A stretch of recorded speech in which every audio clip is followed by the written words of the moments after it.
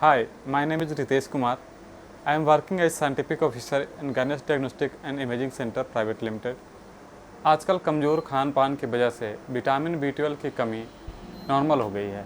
ये हर घर में किसी न किसी को ज़रूर हो जाता है। तो हमें ये जानना ज़रूरी है कि विटामिन B12 आखिर है क्या। विटामिन B12 एक वाटर सोल्यूबल विटामिन है जो कि नॉर्मली हमारे जो फूड्स होते हैं, खाने होते हैं जो हम खाते हैं, साग सब्जियां या जो भी, उनमें पाया जाता है। ये इसकी ज़रूरत हमें कब पड़ती है? विटामिन B12 की ज़रूरत हमें तब पड़ती है हमारे ब्रेन के जो सेंट्रल नर्वस सिस्टम होते हैं उनके फंक्शन के लिए, या फिर जो RBC हैं, रेड ब्लड सेल्स होते हैं, उनके फॉर्मेशन के लिए इसकी ज़रूरत पड़ती है, और DNA सिंथेसिस के लिए इसकी ज़रूरत पड़ती है विटामिन B12 की। विटामिन B12 टेस्ट की ज़रूरत हमें कब पड़ती है, यानी कि विटामिन B12 टेस्ट हमें कब करवाना चाहिए? जब डॉक्टर रिकमेंड करें तब करवाना चाहिए, या फिर कुछ सिम्टम्स या कुछ ऐसे लक्षण हैं जो दिखाई दें तो उसमें विटामिन B12 का टेस्ट करवाना चाहिए। जैसे कि डॉक्टर अगर हम आपके सिम्टम्स में देखें कि एनीमिया आ रही हो, या फिर कोई ऐसा मेडिसिन आप खा रहे हो जो कि विटामिन B12 की कमी को बढ़ाता है या फिर उसके लेवल को घटा देता है ना, तो ऐसे कंडीशन में भी विटामिन B12 टेस्ट करवाना चाहिए। या फिर हमने पहले कभी करवाया हो विटामिन B12 की जांच और उसमें विटामिन B12 लो आया हो, तो इस कंडीशन में भी हमें एक निश्चित समय के बाद विटामिन B12 की जांच करवानी चाहिए। जो मेन हेल्थ प्रॉब्लम जो है लो विटामिन लेवल आने की या फिर poor vitamin B12 level absorption की, वो हम कहते हैं उसको पर्निशियस एनीमिया। मेडिकल भाषा में हम उसको पर्निशियस एनीमिया कहते हैं।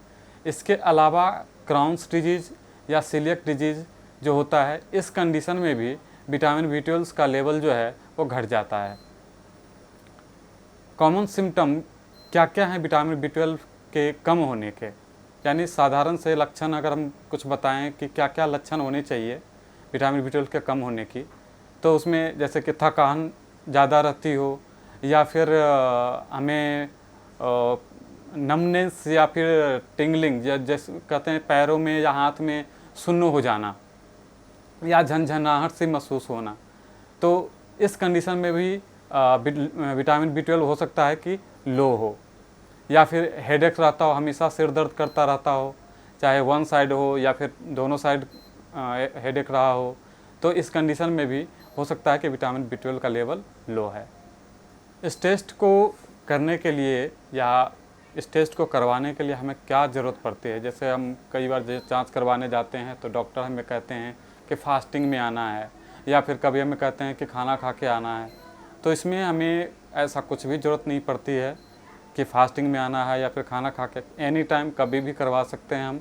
ये सिंपल ब्लड टेस्ट है और इसको हम कभी प्रोसेस करवा सकते हैं। फास्टिंग की इसमें कोई ज़रूरत नहीं पड़ती। लेकिन अगर आप कोई मेडिसिन ले रहे हो, जैसे विटामिन की सप्लीमेंट या कोई और मेडिसिन खा रहे हो, तो ऐसे कंडीशन में आपको आपके डॉक्टर को बताना है कि हाँ कौन सी मेडिसिन आप खा रहे हो और कब से खा रहे हो। विटामिन B12 का नॉर्मल रेंज क्या होता है? ये लैब टू लैब वैरी कर सकता है इसका रेंज, लेकिन इसका एक नॉर्मल रेंज जो है, जो कॉमनली जो होता है, वो 190 से लेकर 950 पिकोग्राम पर मिलीलीटर होता है। लेकिन ये किसी किसी लैब में जो है इसका लेवल थोड़ा सा आगे पीछे हो सकता है। वो डिपेंड करता है उनके किट या जो भी मेथड वो अप्लाई कर रहे हैं जांच करने के, उस पर डिपेंड करता है कि इसका जो रेंज है, नॉर्मल रेंज, वो थोड़ा सा आगे पीछे हो सकता है।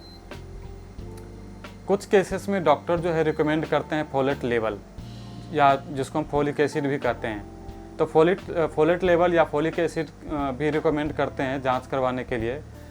जब विटामिन B12 की कमी हो, जब देखते हैं कि विटामिन B12 का जो रिजल्ट लो आ रहा है, तो इस कंडीशन में फोलिक एसिड की भी जांच करवाते हैं, क्योंकि विटामिन B12 और फोलिक एसिड दोनों जो है सिमिलर होता है। मतलब अगर विटामिन B12 लो आ रहा है तो फोलिक एसिड भी लो आ सकता है। अगर आपका विटामिन B12 टेस्ट जो है वो नॉर्मल है तो आपको कोई और टेस्ट करवाने की ज़रूरत, ये मतलब ये टेस्ट और करवाने की ज़रूरत नहीं है। और आप कंटिन्यूसली एक हेल्दी डाइट जो होता है, बैलेंस डाइट जो हम कहते हैं, वो बैलेंस डाइट आप कंटिन्यूसली ले सकते हैं। और इसके बावजूद भी अगर आपको लगता है कि नहीं कुछ शक है या कुछ डाउट है, तो ऐसा कंडीशन में आप अपने डॉक्टर को इसके बारे में बता सकते हैं। और अगर कोई मेडिसिन आप खा रहे हैं, चाहे विटामिन B12 हो या फिर कोई और ऐसा सप्लीमेंट्स आप ले रहे हो, तो आप अपने डॉक्टर को ज़रूर बताएं। Thank you.